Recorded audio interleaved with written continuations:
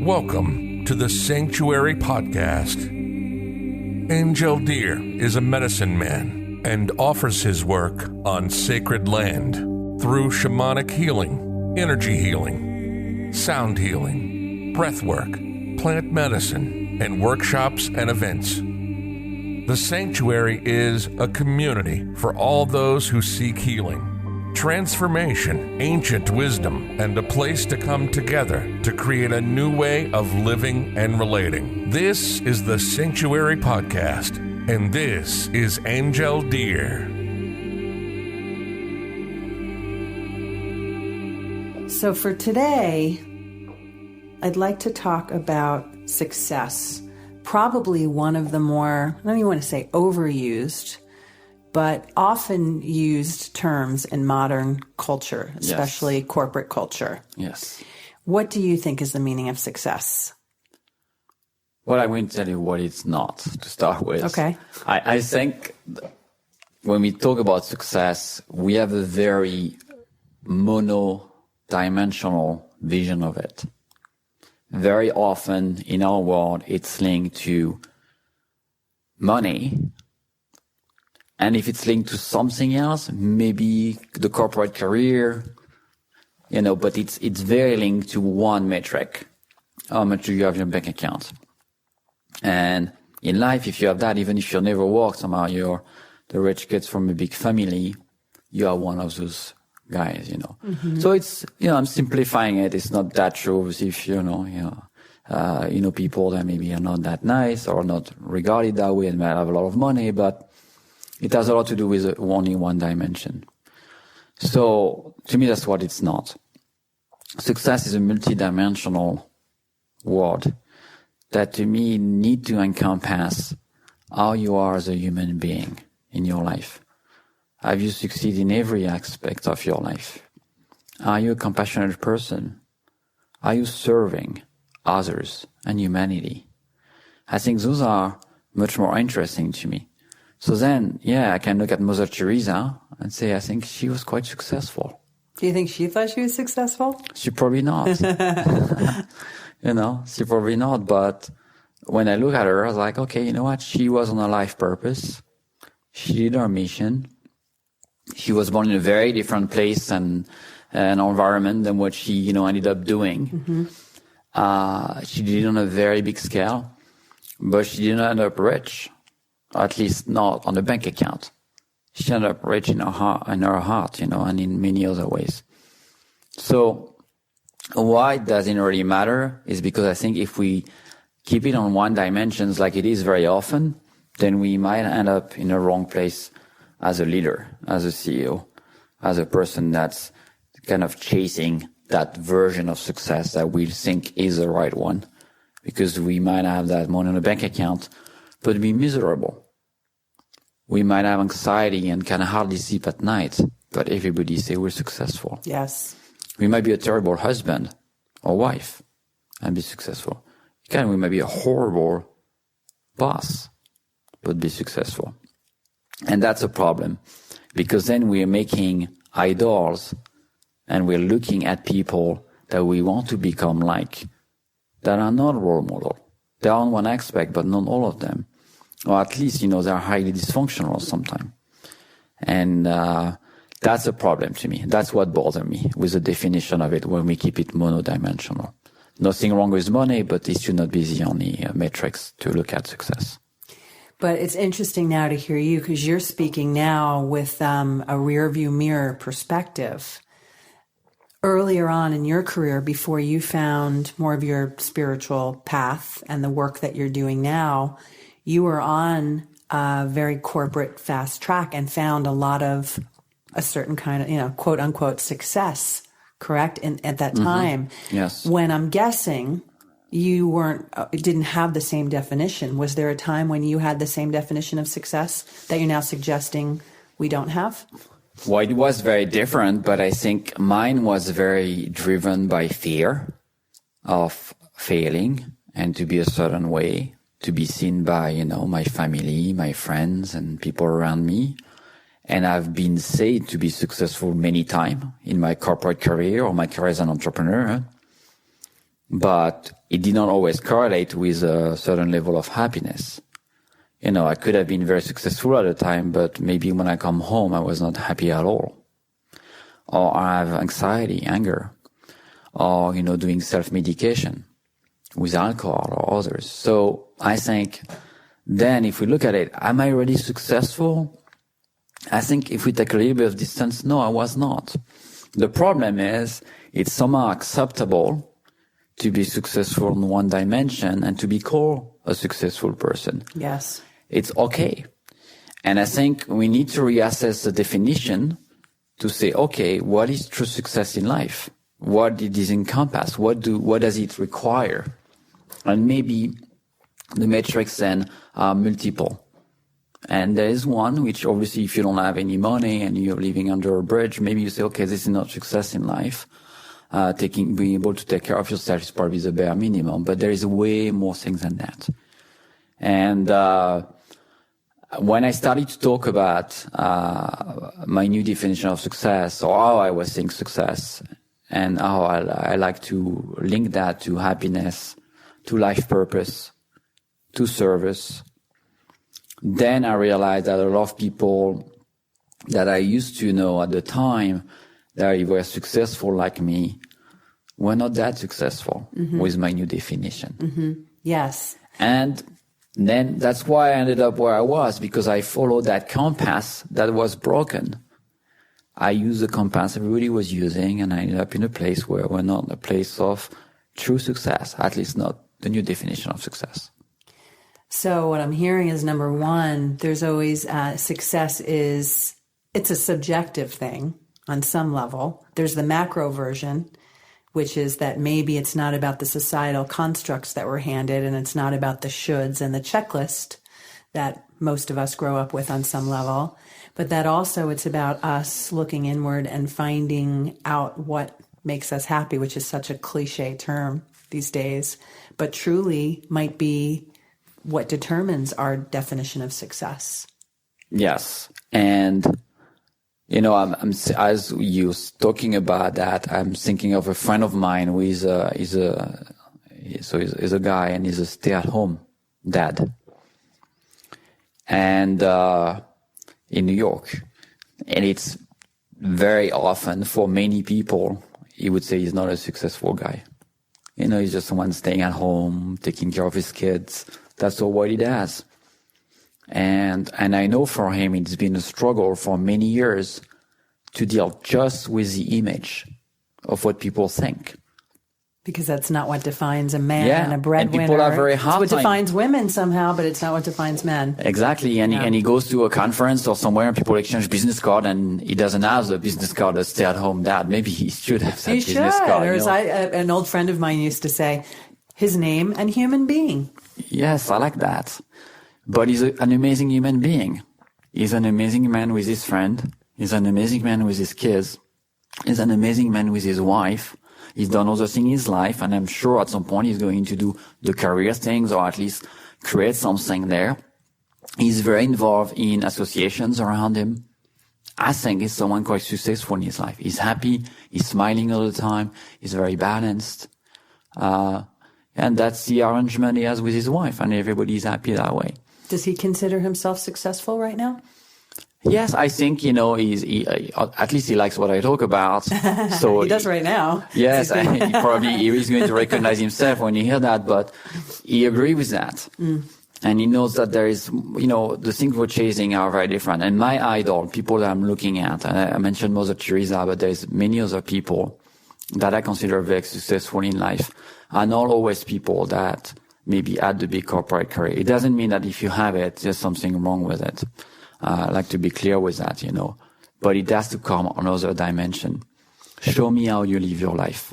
Show me how you treat your wife and your husband or your kids. Show me how you are, you know, with your elderly grandparents. Show me all those things, how you are in your community. And then probably we can say, okay, this is success. Because what matters, because if you multiply this one-dimensional vision of success of those people on the earth, and you look what the earth would look like if it's just success one way, boy, it looks like it's looking now. Not always very nice. with a lot of problems. So if we look at a society that maybe look at success a different way, and what that society will look like if we add all those individuals, I like what I'm seeing when I'm thinking of that. I like what it can look like in the city, the community, the countries, and on the planet. It looks something very different. Yeah. And I believe in that model.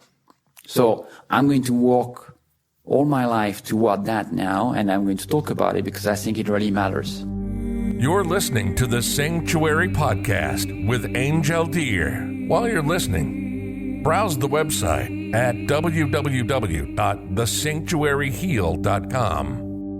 It reminds me of a kind of little exercise I used to suggest to friends or people I was kind of giving some counsel to, which is project yourself to age 95 and look back on the current version of you and think about, before you transition, is the way you're living now going to leave you at your happiest, most successful, proudest of yourself, as if you've used your time in a way that defines success and means something to you? And often the answer is no. Yes. But we often get so locked in, first of all, bare necessity. And just like you said, it's difficult for somebody who might be financially challenged or living in, some extreme destitute situation, thinking about what success means other than eating every day or finding shelter. But separate from that, I guess the question is, how do you find a way to redefine what success means, and what would be the trigger to evaluate it and to maybe break free of those constructs that define so many of us? Well, obviously there is, it's a Maslow hierarchy, looking at the basic needs to be covered first, Exactly. Can you feed yourself? Can you have a home above your head and all that? And probably some people would challenge that, some people take a monastical vow, they vow of poverty and, and they maybe beg, and that's the way of life. But it's not for everyone. But in general, for society, when you look at it, I think it's more, looking at personal life, internal life, how we feel inside, family, friends, and work. So all the interaction we have.